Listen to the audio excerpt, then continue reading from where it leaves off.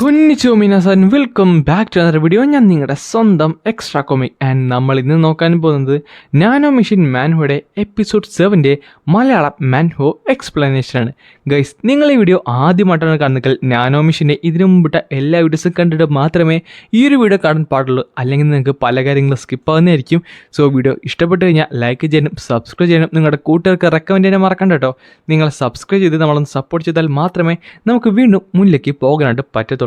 പിന്നെ എല്ലാ ദിവസവും കൃത്യം 5 മണിക്ക് നമ്മൾ നാനോ മെഷീൻ റിലീസാക്കുന്നതായിരിക്കും. സോ കൃത്യം 5 മണിക്ക് വന്നു കഴിഞ്ഞാൽ നിങ്ങൾക്ക് പെട്ടെന്ന് തന്നെ നമ്മുടെ എപ്പിസോഡ് കാണാനും സാധിക്കുന്നതായിരിക്കും. അങ്ങനെ ഈ ചാപ്റ്റർ തുടങ്ങാൻ നേരത്ത് സിയോപ്പമാട്ടെ അവിടെ ഇരിപ്പുണ്ടായിരുന്നു. അവൻ പറയും ചെയ്യും, അവസാനം കഴിഞ്ഞിരിക്കുന്നു. നിനക്ക് നിൻ്റെ ക്യൂഐ പാച്ചൊക്കെ ഓർമ്മയുണ്ടോ എന്ന് ചോദിക്കുന്ന നേരത്ത് നമ്മുടെ യൂണോട്ടെ അവിടെ നിന്ന് നന്നായിട്ട് വിയർക്കുന്നുണ്ടായിരുന്നു, നന്നായിട്ട് കിതക്കുന്നുണ്ടായിരുന്നു. അവൻ പറയും ചെയ്യും, അതെ എനിക്കെല്ലാം തന്നെ ഓർമ്മയുണ്ട്. കഴിഞ്ഞ 2 മണിക്കൂർ നിനക്ക് എന്തായാലും നല്ല പെയിൻഫുൾ ആയിരിക്കുമെന്ന് എനിക്കറിയാം. പക്ഷേ നിനക്ക് ഇൻറ്റേർണൽ പവേഴ്സ് ഒന്നും ഇല്ലാത്ത സ്ഥിതിക്ക് ഈ ഒരു മെത്തേഡായിരിക്കും ഏറ്റവും ബെറ്റർ ആയിട്ടുള്ളത്. നിനക്ക് ഞാൻ ഒരാഴ്ച സമയം തരാം. ഈ ഒരാഴ്ച കൊണ്ട് നിനക്ക് എൻ്റെ ലോവർ അബ്ഡോമിനിൽ ഒരു ഇൻറ്റേർണൽ പവേഴ്സ് ക്രിയേറ്റ് ചെയ്യാനായിട്ട് പറ്റിയിരിക്കണം. എന്താ നിനക്ക് മനസ്സിലായോ? ഈ സമയത്ത് തന്നെ അവൻ പറയും ചെയ്യും, അദ്ദേഹത്തിൻ്റെ ലുക്ക് വെച്ച് നോക്കിയിട്ട് സർ സിയോപ്പം കംപ്ലീറ്റ്ലി എക്സോസ്റ്റഡ് ആണ്. നന്നായിട്ട് തന്നെ ഇൻറ്റേർണൽ പവേഴ്സ് പുള്ളിക്കാരൻ യൂസ് ചെയ്തിട്ടുണ്ട്. അറ്റ്ലീസ്റ്റ് ഞാൻ ഇതെങ്കിലും എൻഷുർ ചെയ്യണ്ടേ? തീർച്ചയായും ഞാൻ ഉറപ്പായിട്ടും താങ്കളെ ഡിസപ്പോയിൻറ്റ് ചെയ്യിക്കത്തില്ല. അതായിരുന്നു എനിക്ക് കേൾക്കാൻ ആഗ്രഹമുള്ളത്. എന്തായാലും ഇന്നത്തെ ട്രെയിനിങ് നമുക്കിവിടെ അവസാനിപ്പിക്കാം. പിന്നെ സ്പ്രിംഗ് ബ്രീത്തിങ് ടെക്നിക്കും അതിനോടൊപ്പം തന്നെ നിന്റെ ക്യൂഐ നന്നായിട്ട് തന്നെ നീ നോക്കിക്കണം കേട്ടോ. പ്രാക്ടീസ് അതൊരിക്കലും നിർത്തല്, കോൺസ്റ്റന്റ് ആയിരിക്കണം. തൽക്കാലം നീ എന്തായാലും നിന്റെ വഴി നോക്കിയോ, ഞാൻ പോകുകയാണെന്ന് പറഞ്ഞിട്ട് അവനോടൊന്ന് പോവുകയും ചെയ്യും. ഈ സമയത്ത് യൂണാട്ടെ പറയും ചെയ്യും, തീർച്ചയായും ഒരാഴ്ച കൊണ്ട് തന്നെ എൻ്റെ ഇൻറ്റേർണൽ പവേഴ്സ് ഹാർനേഷ് ചെയ്തിരിക്കും. അത് കഴിഞ്ഞ് കാണിക്കുന്നത് നമ്മുടെ ഗ്രേറ്റ് ആയിട്ടുള്ള ആ ഒരു ഡ്രിൽ ഹാളാണ്. അവിടെ ആട്ടെ എല്ലാവരും നേരെ നിൽപ്പുണ്ടായിരുന്നു. ആ സമയത്ത് ഹാം പറയും ചെയ്യും, ഞാൻ എക്സ്പെക്ട് ചെയ്ത പോലെ തന്നെ സംഭവിച്ചു. യങ് മാസ്റ്റേഴ്സ് എല്ലാവരും അവരുടെ ഗ്രൂപ്പിൻ്റെ ലീഡേഴ്സായിട്ട് മാറിയിട്ടുണ്ട്. പക്ഷെ ചിലയിടത്ത് ചില ഫൈറ്റ് നടന്നായിട്ട് കാണാൻ സാധിക്കുന്നുണ്ട്. കഴിഞ്ഞ രാത്രി മാർഷൽ ആർട്ട് പ്രൊഫസേഴ്സ് ആരും തന്നെ അവരുടെ ഡോംസിൻ്റെ അടുത്തേക്ക് ചെല്ലാത്തത് അവരുടേതായ രീതിയിൽ അവരുടെ ലീഡറിനെ കണ്ടെത്താനായിരുന്നു. അല്ല, ഇതെന്താണ് ഗ്രൂപ്പ് 12 ലീഡർ പോയിസൺ സെക്ടറിലുള്ള ഹെയർ അല്ലല്ലോ, അത് 18 അല്ലേ? സ്റ്റുഡൻറ്റ് 18 കണ്ടിട്ട് അവിടെ നിന്നല്ല ഫൈറ്റ് നടന്ന പോലെ തന്നെയുണ്ട്. യങ് മാസ്റ്റർ അടുത്തൊരു മൈനർ പ്രീസ്റ്റ് ആകേണ്ട ഒരാളാണ്, എന്നിട്ടും അവനെ ഫൈറ്റ് ചെയ്തിരിക്കുന്നു. സ്റ്റുഡൻറ്റ് 18 ഫൈറ്റിംഗ് സ്കിൽസ് മാത്രമല്ല, അവന് നല്ല ധൈര്യമുണ്ട്. അല്ല, എല്ലാവരും ഇവിടേക്ക് എത്തിയിട്ടുണ്ട്. നമുക്ക് ട്രെയിനിങ് സ്റ്റാർട്ട് ചെയ്താലോ? ഓക്കെ, തീർച്ചയായും. എല്ലാവരും ഞാൻ പറയുന്ന ശ്രദ്ധിച്ചേക്കുക. ഇന്ന് തൊട്ട് അടുത്ത 7 ദിവസം നിങ്ങൾ എല്ലാവരും രാവിലെ ഗ്രേറ്റ് അസംബ്ലി ഹാളിന്റെ ഫ്രണ്ടിൽ വരുന്നതായിരിക്കും. ഇവിടെ വെച്ച് നിങ്ങൾ സ്ട്രാറ്റജീസിന്റെ ടാക്ടിക്സിന്റെ തിയറി ആയിരിക്കും പഠിക്കാനായിട്ട് പോകുന്നത്. ലഞ്ച് ടൈം കഴിയാൻ നേരത്ത് നിങ്ങൾ വീണ്ടും ഇവിടേക്ക് വരുന്നതായിരിക്കും. അവിടെ വെച്ച് ഫോർമേഷന് ബാക്കിയുള്ള കാര്യങ്ങളെല്ലാം പഠിക്കുന്നതായിരിക്കും. ഞാൻ പറയുന്നത് മനസ്സിലായോ? ഫോർ ദി ഡിമോണിക് വേ എന്ന് അവരെല്ലാവരും അലർന്നുകൊണ്ട് മുന്നിൽ നിൽക്കുന്ന 5 പേര് മുന്നിലേക്ക് നടക്കട്ടെ. അതും ഓരോ ഗ്രൂപ്പായിട്ട് തന്നെ പറഞ്ഞത് അവരെല്ലാവരും മുന്നിലേക്ക് നടക്കുകയും ചെയ്യും. ഈ സമയത്ത് പോയിസൺ സെല്ല അവനായിട്ട് തല കുനിച്ച് നടക്കുവാണ്.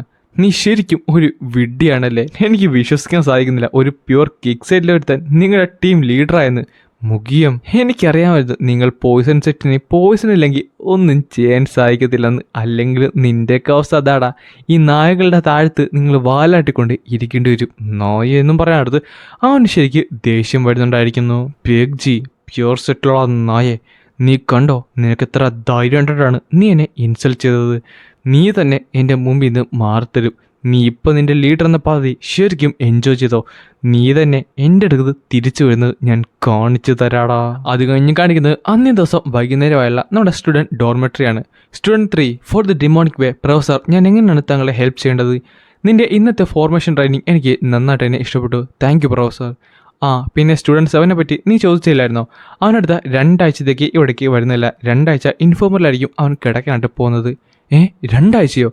അതെ, അങ്ങനെയാണ് ഫിസിഷ്യൻ പറഞ്ഞത്. നമ്മുടെ പ്രാക്ടീസിന് അതുവല്യ പ്രശ്നം തോന്നുന്നില്ലെങ്കിലും അവൻ എന്തായാലും നമ്മളോട് ഫോളോ അപ്പ് ചെയ്യുമെന്ന് എനിക്ക് എന്തായാലും ഡൗട്ടുണ്ട്. അവന് ഇൻറ്റേർണൽ പവേഴ്സ് ഒന്നും ഇല്ലേ.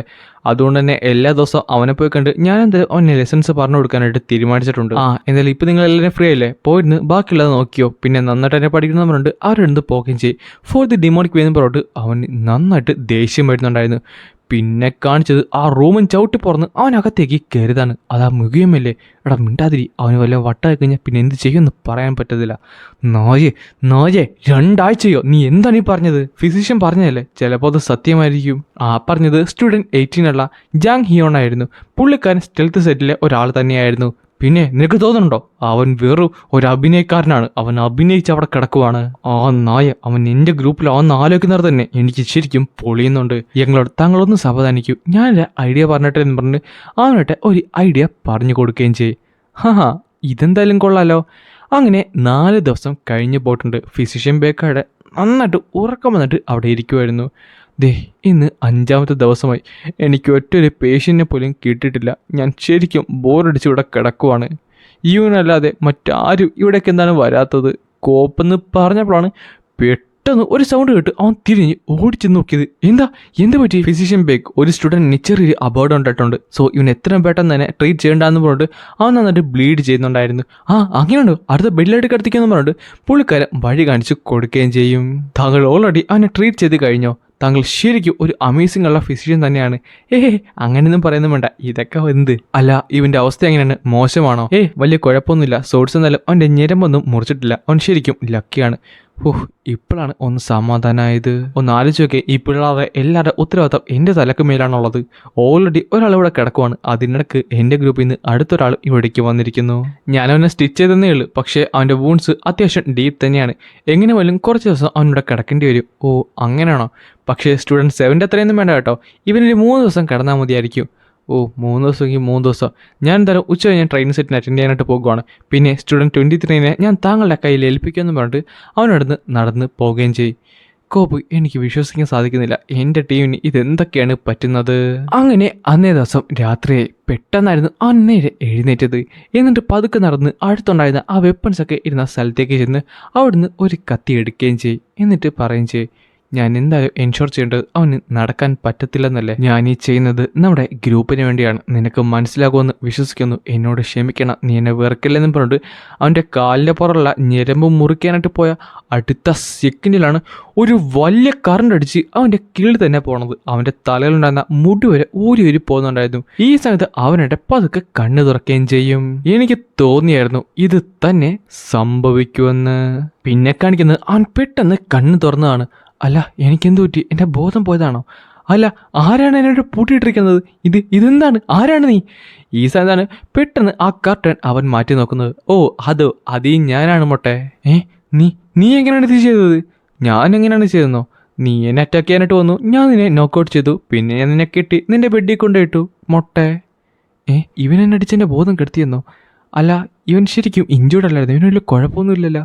പക്ഷേ ഇവൻ എന്തിനാണ് എന്നെ മൊട്ടയെന്ന് വിളിക്കുന്നതെന്ന് ചോദിച്ചവളാണ് പെട്ടെന്ന് അവൻ ആ കണ്ണാടി എടുത്ത് കാണിച്ചു കൊടുത്തത്. ഞാൻ മൊട്ടയായി, അയ്യോ ഞാൻ മൊട്ടയായി, എൻ്റെ മുടി അയ്യോ എനിക്ക് എൻ്റെ മുടി ഫീൽ ചെയ്യാൻ പറ്റുന്നില്ലെന്ന് പറഞ്ഞിട്ട് അവനാട്ടെ അവിടെ കിടന്ന് ബഹളം ഉണ്ടാക്കുന്ന അടുത്ത സെക്കൻഡ് അവൻ്റെ കാരണം നോക്കി ഒരെണ്ണം കൊടുത്തിട്ട് പറഞ്ഞ് മിണ്ടാതെ കിടക്കട.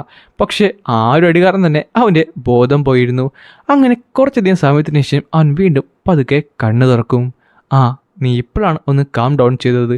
ഈ സമയത്ത് അവൻ എന്തൊക്കെ പറയാൻ ശ്രമിക്കുന്നുണ്ടായിരുന്നു, പക്ഷെ അവൻ്റെ വായ മൂടി കെട്ടിയിട്ടിരിക്കുമായിരുന്നു. നിന്റെ ഈ ഒരു അവസ്ഥയിലുണ്ടായിട്ടും നിനക്ക് ബഹളം വെക്കാനാണോ തോന്നുന്നത്? ശബ്ദിച്ചു പോകരുത്. അല്ല ഞാൻ ശരിക്കും ഇവനെ തന്നെയാണ് വന്നത്.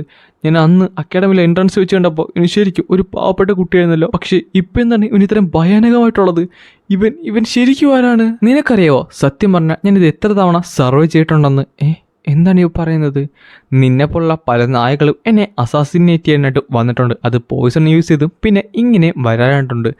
ഇത്ര നാൾ ഞാനവിടെ ജീവിച്ചത് ചുമ്മാ അതൊന്നും അല്ലെന്ന് പറഞ്ഞിട്ട് പെട്ടെന്ന് ആ കത്തെടുത്ത് അവൻ്റെ കഴുത്തിന് വെക്കുകയും ചെയ്യും.